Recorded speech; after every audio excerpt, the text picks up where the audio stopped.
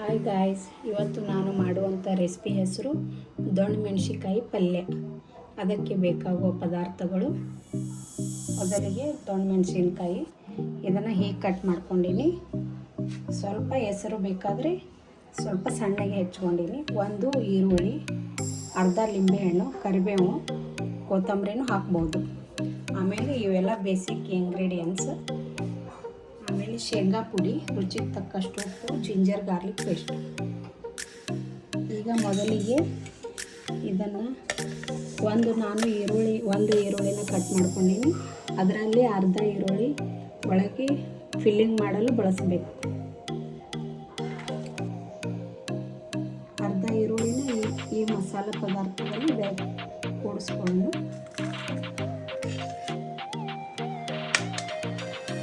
ಅರ್ಧ ಈರುಳ್ಳಿನ ಒಗ್ಗರಣೆಗೆ ಬಳಸೋಣ. ಆಮೇಲೆ ಶೇಂಗಾ ಪುಡಿ, ರುಚಿಗೆ ತಕ್ಕಷ್ಟು ಉಪ್ಪು.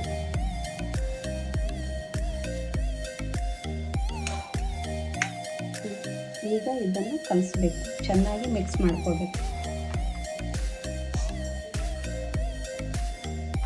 ಈಗ ಇದರಲ್ಲಿ ಧನಿಯಾ ಪೌಡರ್, ಮಸಾಲೆ ಖಾರ, ಕೆಂಪು ಖಾರ, ಉಪ್ಪು, ಬೆಲ್ಲ, ಜೀರಿಗೆ ಹಾಗೂ ಸ್ವಲ್ಪ ಲಿಂಬೆಹಣ್ಣನ್ನು ಹಿಂಡ್ಕೋಬೇಕು. ಅರ್ಧ ಲಿಂಬೆಹಣ್ಣನ್ನು ಹಿಂಡ್ಕೋಬೇಕು.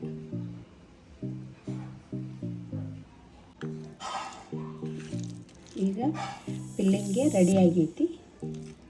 ನಾನು ಇದಕ್ಕೆ ಲಿಂಬೆಹಣ್ಣು ಹಿಂಡಿದ ಸಲುವಾಗಿ ಬೆಲ್ಲ ಹಾಕೀನಿ. ನೀವು ಸಕ್ಕರೆ ಬೇಕಾದರೂ ಹಾಕ್ಬೋದು. ಈಗ ಫಿಲ್ಲಿಂಗ್ ಮಾಡ್ಕೊಳ್ಳೋಣ. ಈ ರೀತಿ ಕಟ್ ಮಾಡೀನಿ. ಒಳಗೆ ಫಿಲ್ಲಿಂಗ್ ಮಾಡ್ಕೊ.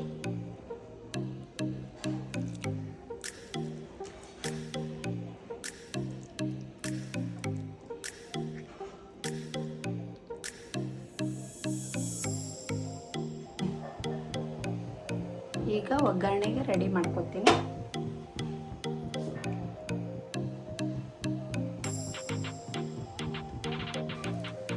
ಸಾಸಿವೆ,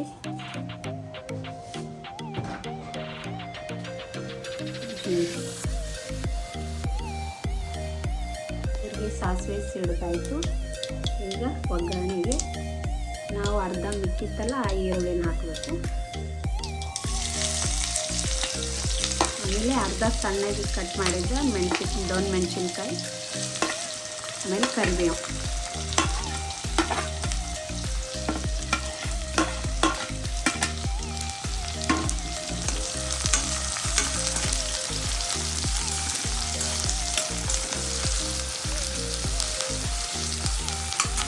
ಈಗ ಜಿಂಜರ್ ಗಾರ್ಲಿಕ್ ಪೇಸ್ಟ್ ಹಾಕೊಳ್ಳೋಣ.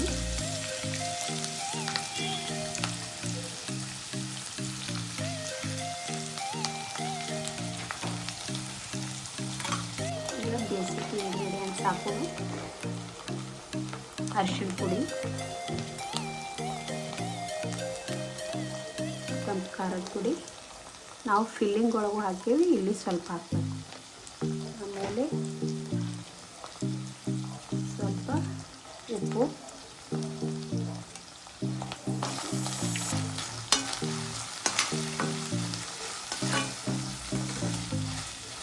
ಈಗ ಇವು ಏನು ಫಿಲ್ಲಿಂಗ್ ಮಾಡಿದ್ದೀವಲ್ಲ,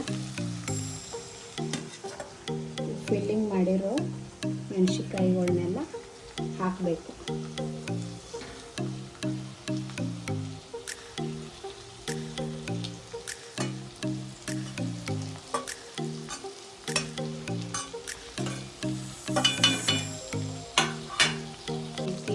ಹಾಕಿವಿ.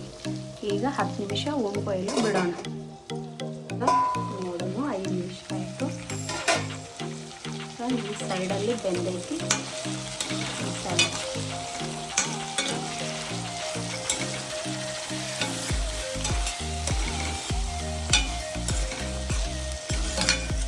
ಸ್ವಲ್ಪ ನಾವು ನೀರು ಸೇರಿಸೋಣ.